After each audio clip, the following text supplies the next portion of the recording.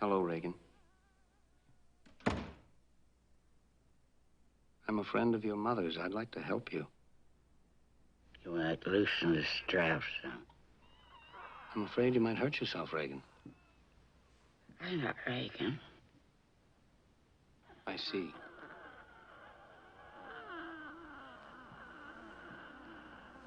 Well, then, let's introduce ourselves. I'm Damien Karras. And I'm the devil.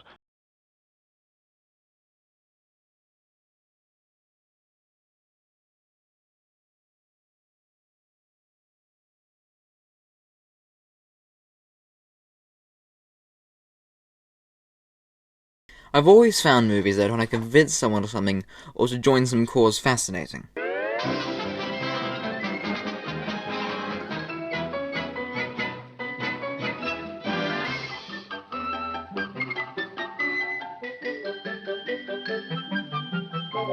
It's something that happened very often in early days of film, with most animation studios being created during and after World War II to support the war effort.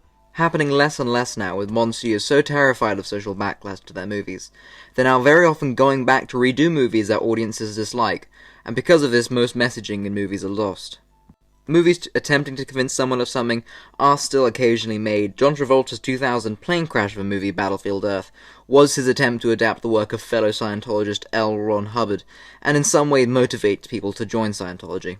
In addition to this, Christian movies do come out every so often, growing in popularity since The Passion of the Christ in 2004, which are all essentially made to convert people to Christianity. I think the most famous of this has to be the 70s classic, The Exorcist, a movie which you've probably heard tons about. It's an icon of horror cinema, possibly creating its own subgenre of possession horror, all possession movies seemingly on some way based on the visuals of The Exorcist. The image of Reagan, one of horror's icons, and images of her spinning head and her climbing, inspiring nightmares in many future cinephiles. It was, however, made to convince people to join Catholicism, based on the book by Catholic writer William Peter Bentley, who's often talked about how his book was written to convince people to join Catholicism. Batley, a long-life Roman Catholic, was known to challenge the church. In 2012, he filed a canon law petition against his alma mater, and former school, Georgetown University, which he said has been variants of Catholic Church teaching for decades, inviting people who support abortion rights to go against the Pope John Paul II's instructions, issued to a church-affiliated colleges and universities in 1990. Blatty's book was originally partially based off and inspired by the 1945 case of a boy who's believed was to be possessed, which despite the church attempting to keep secret, Blatty heard about while studying at the class of 1950 at Georgetown University. There is in fact no official record of the event, with it being said the Catholic churches insisted on it being destroyed, not wanting people to find out about the boy's possession, with only record of the possession coming from the diary one of the priests brought in to help the child. The account never refers to the boy's name, referencing to him as R, and now more commonly in retellings as Roland Doe. Supposedly the signs of a demon started in January 1945, when the 14-year-old Roland and his mother and grandmother heard scraping sounds coming from the attic and the end of their bed at night. This then intensified with accounts of things being thrown around the house, signs believed in most folklore to be signs of poltergeist. Soon after this, Roland became deeply ill, and when after some time a priest came over to see the family about it, said that he believed it was in fact resulting in Roland's possession by a demon. From there, Roland's condition worsened, with multiple priests brought in to help him and somehow repel the demon, with one priest recounting how he saw scratches appear on Roland. A first exorcism was attempted in his home, with 2 priests presented to conduct the ritual. However, even though Roland was tied down, he was able to break free and pull down the metal springs from his bed, and used it to slash his arm from his shoulder to his wrist, a wound requiring over 100 stitches. The failed exorcism increased the seriousness of the boy's conditions to the church, who decided to move him to the more Catholically populated city of St. Louis, Missouri. There was a second exorcism, was asked for the Archbishop, headed by Father Walter Halloran and Father Bishop. According to accounts of the exorcism, Roland reacted violently, convulsing and spitting, as well as at one point urinating, imagery the movie would reference itself. Quote from the diary of the priest who recounted Roland's tale: Roland screamed in a diabolically high-pitched voice, he cried, he spat, he cursed his father, he mimed masturbation, and he bit his caretakers. The exorcism failed, and after 2 unsuccessful exorcisms, the church resorted to moving Roland to a hospital controlled by the church. He was kept in a room with barred windows and straps on the bed, the church believing the devil inside him was a threat to others. His fits continued at night, with his normal at-day demon yelling profanity after sundown. However, after a few weeks in the hospital, Roland seemed to make a recovery, announcing one day, "He's gone," When further asked about it, he said he had visions of, quote, a very beautiful man wearing a white robe and holding a fiery sword. This tale has been questioned a lot over the years. However, whether you believe it or not, many saying that with Roland's age, it's not hard to imagine that he was doing it for attention or to get out of some kind of work. Or the lack of reporting the incident, with no records of newspapers reporting, and no record of other than the priest's diary account. But, either way, the admittedly scary tale of Roland went on to inspire The Exorcist, and by extension, most demon possession subgenre. The movie came out in a time of religious impassivity, where people were turning away from religion in a new modernizing world. In 1972, Pope Paul VI issued a proclamation lamenting the loss of belief in evil as a real entity, as a real metaphysical entity, and in the devil as a real entity. And it is after that that you get The Exorcist, which is trying to prove the existence of the devil. Fearing this because of the belief of no devil there is no God, and vice versa. There can be no good without bad.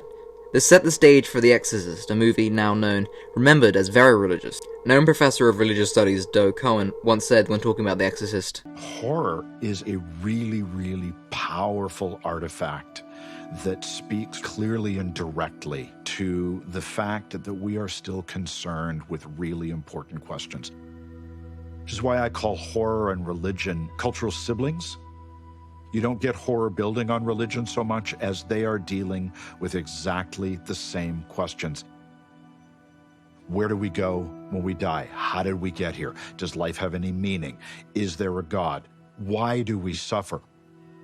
Religions claim to have answered those questions, but the answers are never really very satisfactory for a very long time. The movie is about a family's adoption of Catholicism into their lives. Before the movie, Reagan's mother is shown as a single atheist mother, with a happy family despite a clear pointers to the fact that the father's left and hasn't looked back. This is to show how God, the father, takes the father role in the movie, and in some way restores a nuclear family with him to support for his mortal creations.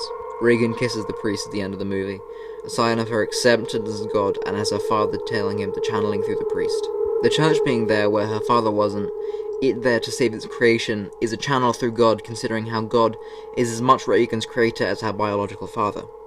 Throughout, the movie goes on how the church is a staple, always there for the family, and humanity's savior from the devil.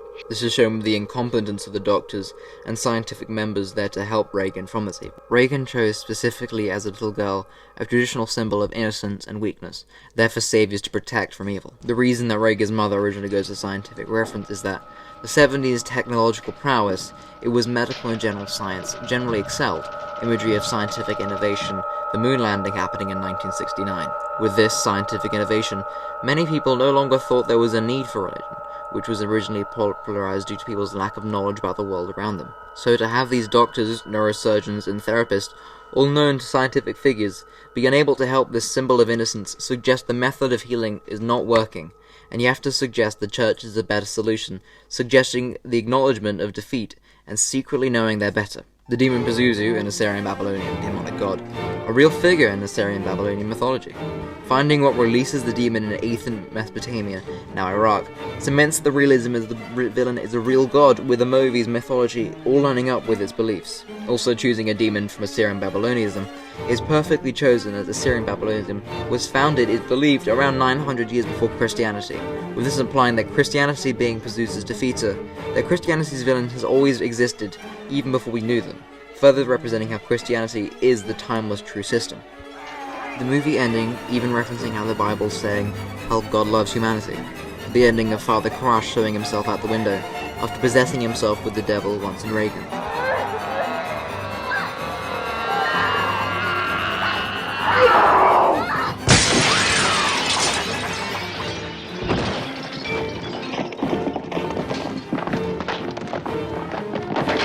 This references Mark chapter 5, verse 5 through 20.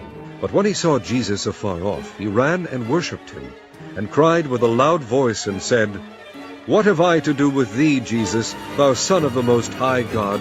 I adjure thee by God that thou torment me not. For he said unto him, Come out of the man, thou unclean spirit. And he asked him, What is thy name? And he answered, saying, My name is Legion, for we are many. And he besought him much that he would not send them away out of the country. Now there was there nigh unto the mountains a great herd of swine feeding. And all the devils besought him, saying, Send us into the swine, that we may enter into them. And forthwith Jesus gave them leave. And the unclean spirits went out and entered into the swine, and the herd ran violently down a steep place into the sea. In this chapter, it shows Jesus performing an exorcism, and the demon going into a herd of pigs who then throw themselves off a cliff, which the Exorcist ending does reference. It is there to show how both the priests and all animals are servants of God, there to save God's mortal creations.